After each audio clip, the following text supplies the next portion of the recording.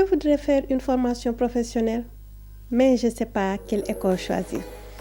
Si vous êtes dans cette situation, alors vous êtes au bon endroit pour recueillir des orientations et conseils à ce propos. Dans cette vidéo, nous allons vous parler des paramètres à prendre en compte pour faire un bon choix d'une école de formation. Alors, restez connectés. Assalamu alaikum, bonjour. Je suis heureuse de vous retrouver à nouveau sur ma chaîne Senfoi Pro. Foi comme formation, orientation, insertion. La chaîne qui partage avec vous des informations et conseils sur la formation, l'orientation, l'insertion ou la reconversion professionnelle et le développement des compétences pour des choix de carrière éclairés et pertinents. Pour ceux qui ne me connaissent pas, je me nomme Fatou Ndoye et je suis conseillère en formation professionnelle et marché du travail. Je vous prie de vous abonner si ce n'est pas encore fait et d'activer la cloche de notification pour recevoir nos nouvelles vidéos. Choisir une bonne école de formation n'est pas toujours une chose évidente. En effet, avec l'augmentation fulgurante des écoles de formation notées, il convient de bien se renseigner sur la notoriété, la crédibilité et la qualité des offres de formation des établissements avant de s'inscrire. Personnellement, je pense que la formation est un investissement et non une dépense. Et quand je parle d'investissement, il ne faudrait pas seulement voir ça en termes financiers, mais il y a également le temps et l'énergie qu'on met à contribution pour suivre une formation. Et qui fait un investissement s'attend à un retour sur investissement. Dès lors, il faudrait veiller à avoir une formation de qualité pour pouvoir être compétitif et s'insérer dès que possible dans le marché du travail.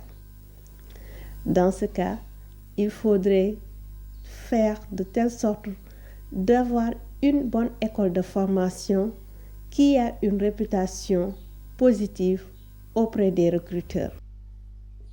Tout d'abord, il faudrait s'assurer que l'établissement dispose d'une habilitation, c'est-à-dire l'autorisation accordée par le ministère de l'Enseignement supérieur à un établissement d'enseignement supérieur pour délivrer un diplôme.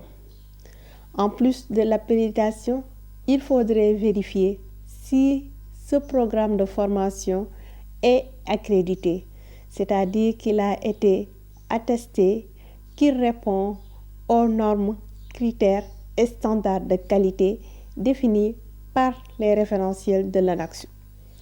Je voudrais vraiment attirer votre attention sur ces deux concepts d'accréditation et d'habilitation, car il y a certains qui pensent que dès qu'une école de formation a une habilitation, cela voudrait dire que tous ces programmes de formation répondent aux normes de qualité. Or, dans un établissement, il peut y avoir des programmes de formation qui sont déjà accrédités et d'autres pas encore, d'où la nécessité de bien vérifier cela.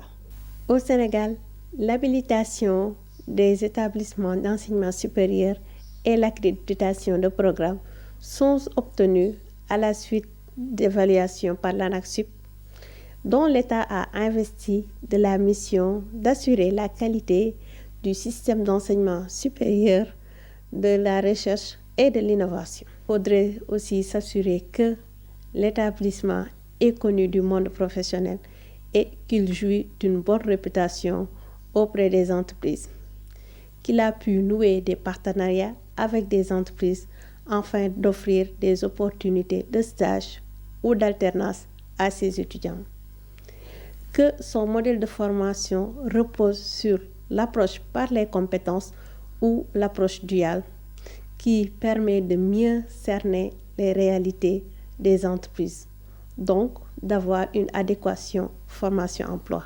Que le programme de formation soit en adéquation avec les compétences visées par ce métier. Cela suppose de s'informer en amont sur les réalités de ce métier. Si vous voulez plus d'informations à ce propos, vous pouvez consulter ma vidéo intitulée « Choisissez un métier qui vous correspond et vous n'aurez pas à travailler un seul jour de votre vie ». Que l'établissement de formation dispose de formateurs de qualité, de matériel et d'infrastructures adéquats. Que l'établissement enregistre un bon taux d'insertion professionnelle de ses diplômés. Voici quelques conseils pour bien choisir son établissement de formation. Numéro 1, c'est d'élaborer en amont son projet personnel et professionnel afin d'avoir une idée claire et précise de ce qu'on veut faire.